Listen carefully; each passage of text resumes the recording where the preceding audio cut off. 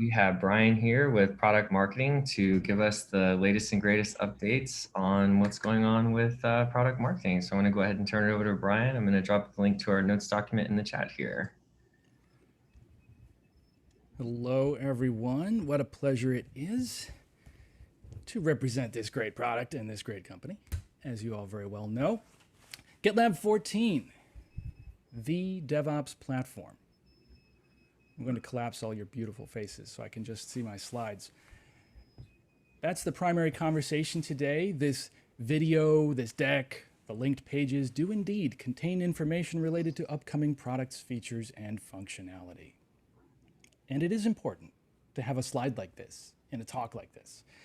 And if you find yourselves making a presentation where you need a slide like this, I wanted to make sure not only that I had one, but that you knew to adhere to the SAFE framework and to have access to a slide like this. This is actually officially approved by GitLab Legal, so you can just toss this into your decks as you may need. There will be a few things like that in my deck, so please grab a copy. A few things, in other words, that I hope you find useful just to be able to reuse. This is the quarterly product release update enablement. We did not have one last quarter, and I'll start right up there at the top of the agenda because we had an amazing sales kickoff with a product keynote with product leadership presenting for an hour and a session that was tailor-made for everyone on this call, and then had half an hour of Q&A, and it was a great keynote. So I'll actually refer back to that, even though it was in February. Then GitLab 14, the main subject, and then another product keynote. It's like a GitLab 14 sandwich on product keynote bread today. Okay, that wasn't so good. They say start with a joke. At least it was near the beginning, and it was almost a joke. Let's get to the GitLab 14 stuff. I won't talk about everything on this list, but you will all have received a Field Flash newsletter earlier this week. Thank you, Monica. Never miss a Field Flash. Those are amazing. There's a GitLab 14 section in there. It doesn't have all of these links because that cake needed to be baked at a certain time, and some things are moving fast with the GitLab 14 launch. So we have a couple of additional resources. The field team summary you all should have received. That's a 5-minute read, tailor-made for you, obviously enough. The launch blog post written for the world, value-based messaging, also a 5-minute read. The GitLab 14 summary video, I'm going to pause right there. I don't believe that was in the Field Flash. William Chia brilliantly presents, he really breathes life into the GitLab 14 messaging, and it's just 4 minutes long. So I think it's something everybody on this call is going to love. Take those 4 minutes. I won't just reenact William Chia here because we've got a great video right there. It's already been popular out on YouTube, and take a look at that.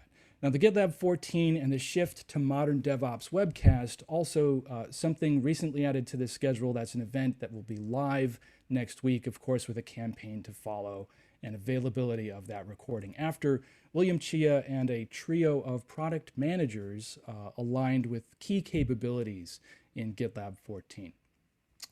The one other thing I'll just throw out there is that later I do actually have GitLab 14 in one slide, as that has been also a popular request. And I will make sure I leave good time for Q&A. Yeah, about that product keynote at SCO. It really was something. I've already described it, but I'll just add that yeah, there was a lot of SCO content. Maybe you missed it, or maybe you're new since February. Welcome. But go back and watch it. This was actually that good. And they were that good at talking about what was going to be in the product through now and through the rest of this year from February forward, as well as talking about what was important in the year leading up to SCO and how that was valuable to all of you. The fact that it was tailor-made and that it was so darn good is really important. It was good because, well, you know, partly because our roadmap is public, right? That transparency, because people get in there and vote stuff up and down and everyone can contribute, and that whole collaborative and transparent customer experience, not in any way to contradict the slide from legal, roadmaps are not guarantees, but that's why we're so good at delivering on that roadmap. And that's why this keynote was so amazing at actually laying out what indeed is new in the product since SCO. and why I can go back and recommend it now. That field summary, nice, easy breezy 5-minute read, organized for you. Basic positioning, like what is GitLab 14, right? GitLab 14 is everything new in the product since 13.0, to put it in GitLab team member terms, or in terms for somebody who's super close to us and just wants to know, how does this map onto our, traditional release cadence? It's everything new since 13.0, but taking a step back from that, it's about this larger moment in GitLab history, and indeed in the history of the DevOps movement. It's about this transition from the understandable but very painful early era for DevOps of DIY DevOps tool chains, right? As we all know this routine very well. Bunch of stuff that was never designed to work together. Understandable, that's where people started to try to realize the potential of DevOps. But shifting from that to the era of modern DevOps delivered with a platform, which obviously in our case, a true platform delivered as a single application. We all know this, right? This is our key differentiator. This is the stuff we all practice in the shower or whatever. But it's reframed for GitLab 14 in terms of what's really important to the market now and most recently and in the near and known future, and what capabilities we have which align with the value proposition, right, for how we actually serve those key problems or solve those key problems.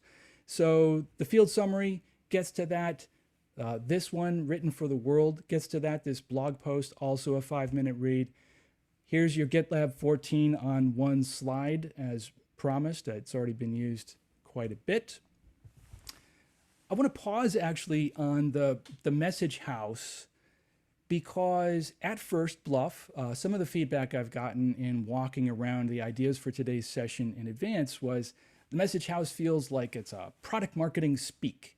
And sure, some of it is, because we're actually using very similar but slightly different terms than what you've got in MEDPIC or in the GitLab value framework or in all the things that you already have been trained on and know very well. And so I wanted to translate between some of what is a little bit of inside baseball for product marketing, yes, into just to be super clear what is the term that we use in MEDPIC or the term that we use in our mantra. And so the positioning, again, basic stuff. What is GitLab? What is modern DevOps? Define these things simply. Make a somewhat longer version of what is GitLab 14. And then value pillars are value drivers, of course, right? Customer pain, identify pain. ROI theme is where you're going to find positive business outcomes, metrics. So sometimes it's not a clear one-for-one, sometimes it's pretty clear. But in general, the point of the message house and why it's useful, not just for us in marketing, but for everyone in the field and for all of you, is that it helps you have this value-based conversation about the customer pain points that are really hot right now and about which we have a lot to say that's actually from the latest and greatest in GitLab. It's actually new. As far as the product proof points, it's really important to point out at a meta level that these are not just important features. In fact, they're not features. They're really feature sets. They're really larger capabilities in the product into which we've invested a lot over the past year and into which we will invest a lot more in at least the next 1 or 2 quarters, in some cases well beyond. It sort of depends on exactly which product proof point we're talking about. But the areas of the product that we've highlighted, therefore, are not going to be obsoleted when we ship 14.1 on July 22nd. They're not going to be any less important. Those conversations are still going to be valuable to have for some time to come, really for the known future. So that's why we went to the product proof points that we did. Let me actually zoom in a little bit on some of those. I wanted to try using the message house to solve an actual challenge, and out of Slack came this challenge. Well, could you get in 20 seconds from talking about the capability in the product, that product proof point, to the ROI, just using language from the message house. And so here's an example of that, one per each of those value pillars. I want to back up because I just remembered something about the value pillars, a question that came up a couple of times that I can answer in advance here for everyone. is GitLab 14, its message house, or any of this stuff meant to replace the value framework? Are we replacing our value drivers with these value pillars? Are we replacing any of MEDPIC with new terms or new framing? And the simple answer is no. This is just to supplement those. If you've got somebody from that Slack convo I'm remembering who, let's say, is very interested in the inner source use case, and no, there isn't a lot about inner source in the GitLab 14 message house, but perfect because GitLab is perfect for inner source, then by all means lean on all the training and all the resources you already have. Pull this one, pull your field team memo, pull your message house when somebody specifically wants to hear about the latest and greatest from GitLab, or when they start talking about how instrumenting their systems to surface key metrics is super difficult. When they start talking about visibility, right here we've got that dialed in all the way down to the product proof points, and you've got a great place to structure that conversation. So I think I talked through this one sufficiently. Very much not the point of this session to be a features-based enablement. To be sure you can find all of that, I would highly recommend the demo videos for what's hot in GitLab lately from the technical marketing team. They show up in CS enablement. They show up at GitLab Learn. They get sent out to customers in email once a month. I would recommend looking at GitLab Unfiltered for product managers doing walkthroughs, support engineers playing poker on Wednesday nights and demoing to each other what they think is great in GitLab lately. There's a lot of great content out there, more in the vein of technical enablement, more features-based enablement. That's not to say it doesn't also intentionally talk about why people should care about those features. It does. That's to say that here we're trying to keep things specifically value prop centered. To give an example, just to illustrate what I was talking about, what's highlighted in the capabilities for GitLab 14 is not just a feature. I blew it out with just one of them, pipeline editor.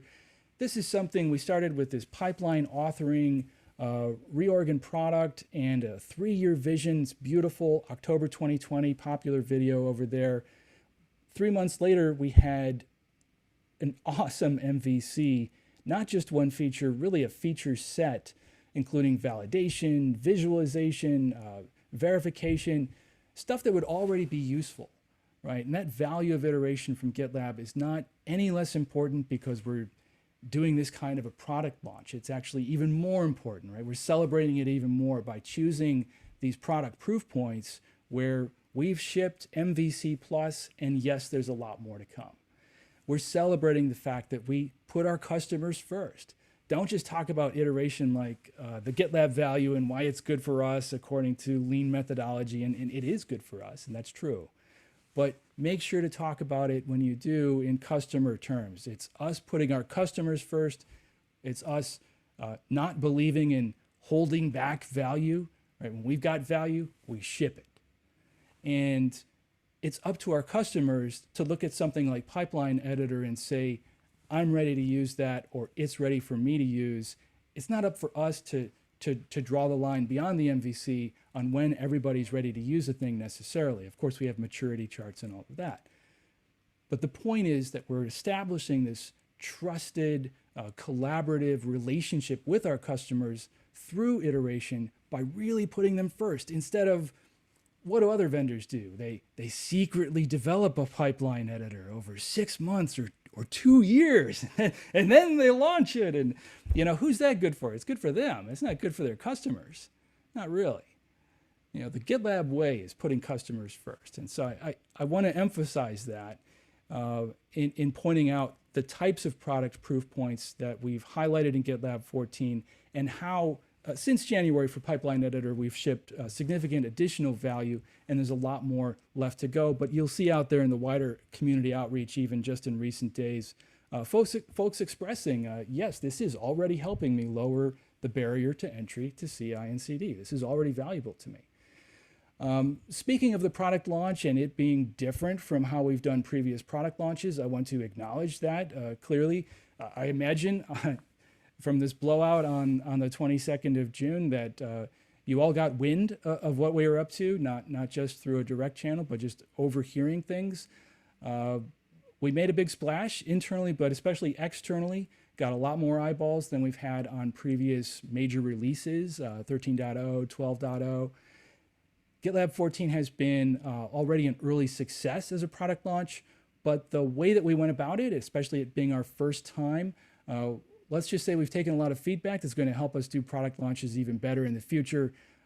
Primary among them would be messaging it earlier internally as well as externally, letting all of our team members and all of the world know this is coming and how we're going to go about it just as early as we can. So we'll certainly be doing that, but I wanted to stress that I have my ears wide open, as do all of us in marketing, for your feedback on how this product launch has gone, not just how this enablement session has gone.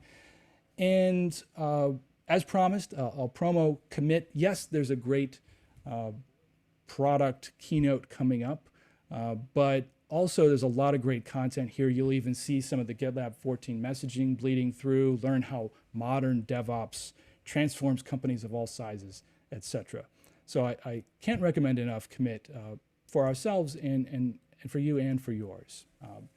So thanks very much with that. I'm intentionally ending good and early so we can have just as much conversation as you all would like to about GitLab 14 and anything related to it. So hit me. All right, Body has our first question. So I think you answered that the value pillars and drivers are to work together, not to replace each other. But it would be, the question really is, where are we going to make public the pillars and how they layer together with the drivers? Because we do share that content with our partners so they can get hopefully as good at selling us as we are. And right now it looks like it's mostly internal. So the question is, how are we going to, kind of put it all together? I love that. Let me make sure to follow up with you specifically on partner enablement, just to make sure there isn't any gap. We certainly have plans for that in our larger go-to-market plan for GitLab 14. I just want to make sure we didn't miss something and that we address whatever the gap is. There shouldn't be any. We should absolutely be closing it. Certainly some of the public-facing materials do that, like that one launch blog post. The 3 value pillars are the headlines of the 3 sections in the meat of the post. But we need to make sure it's really, really clear for partner enablement. So thanks for bringing that up. I'm going to be pinging you right after the session to make sure that it is. All right, I don't see any more questions in our notes document. Any questions, comments from the team for Brian? We still have plenty of time. Yeah, I actually have a question. Nice. I know there's a lot to unpack with this particular version. I was hoping you might be able to help us understand the specific features, what they do now versus before, why those matter, and how we can actually position and sell it. So we definitely were intentional about not bringing the feature-based enablement to this session, but I hear you. There is good stuff in the documentation that we shared about the value of those features. I'll say, for example, on let's say the DORA 4 and those being natively available in GitLab, they're not all in GitLab yet. 2 of them plus some constituent metrics, some supporting capabilities are in the product right now. The rest is on the roadmap and near term. Compare that to something like the pipeline editor or fuzz testing, and you'll sense a theme from all of them, which is really important to highlight, of things that people know are valuable. So like with the DORA 4, we've got Forsgren, Humble, and Kim's amazing book, Accelerate, about the science of DevOps right over here. People know they should be watching those DORA 4 metrics, but it's hard. It's hard to instrument their operations and across their complex tool chains, and never mind standardizing across all the teams in their organization. And so often they just fall short and they end up staying in the dark on really the metrics that matter. People know that fuzz testing is valuable. People know that it finds vulnerabilities proactively that are hard to find otherwise, or you just won't find otherwise. It's not that they don't understand the value of fuzz testing, or that's not established. It's that it's a little too hard for them to do all the time, and so devs don't. They don't fuzz test all the time. But with GitLab 14, they can. With GitLab 14, they can get those metrics natively built in. They can have a product that solves what is for them a really hard problem in a standard and an easy way for them to consume and get the value out of. And with fuzz testing, they can fuzz test every darn thing, right? And we shifted fuzz testing all the way left right into that developer's workflow. And so when you look at, I'm just talking a little bit of the talk for you to give you part of what you're looking for, but that's what you'll find also in those resources is that level of conversation about what's in the product that's new as a capability and why it matters and why it's different from what was already there. There are some clear themes like making those hard things simpler. I hope yeah, if I could maybe, I should have clarified my question a little bit more. Thank you so much for that answer. I'm curious, how would you position this to a commercial customer? How do SMB and mid-market position this instead of reading all the documentation? What I want to hear and what I think my team wants to hear is, what do we say? Because I'm pretty sure SMB isn't talking about fuzz testing all the time. So right. How can, right? It's a different motion. Some So of them, but not yet, right. yeah, so some of them, but not all. So how would you recommend we position it to those audiences? So there's a great bit in there about developer and operator efficiency, about reducing total cost of ownership. I think the DevOps platform message does really resonate with SMBs, and it's because of keeping down that TCO. There's a lot that maps to that type of efficiency in the message house for GitLab 14, even though increasing operational efficiencies is not literally one of the value pillars like it is one of our value drivers. You'll find things under velocity with confidence that map to those SMB type interests specifically. I would go to that column of the message house and to those capabilities. Onboarding folks with CI and CD and the overall efficiency gains, and just never getting into all of those problems they're going to run into if they DIY their way through, is by itself valuable. I've also found it resonates a lot with SMBs, more than I initially expected, which is why I bring it up as a data point to refer to the fact that this is tooling that's also in use in enterprises and to great effect. So it's there to help them grow. It's there ready for them when they grow. It's not just something for enterprises. I wouldn't say, oh, it's tailor-made for them per se. I would say that knowing that you can afford to use the same tooling used by those enterprises is a really attractive message when your whole mission is about growth right now. Thank you so much. I appreciate it.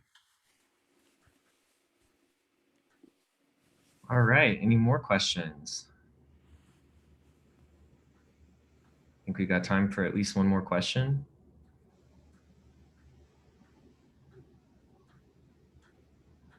Or maybe any comments for the team on these materials, where to find them, how to use them. Hey, John, I put a question in the chat regarding a comparative chart, if there is one, if marketing is going to produce one where there is a chart to show side by side what changed the most recent release and what the 14 has. Is there something like that?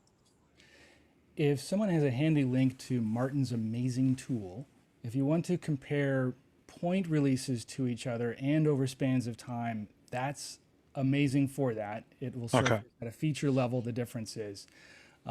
No particular, there's some great linking there. Thank you, everyone.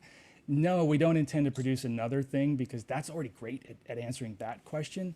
But yes, a fair amount of the messaging at the level of that value prop conversation does speak to what's different about this, what's really new. It just doesn't get down to the feature level and intentionally. And Tabo, we can also check with Alita to see what competitive resources may be available in regards to that I'm not aware of, but I'm happy to follow up there. Okay. So with that, I think we are just about out of time. If nobody has any final questions for the team, thank you so much for joining us today. We look forward to seeing you next week. Thanks, Brian. Thanks, John.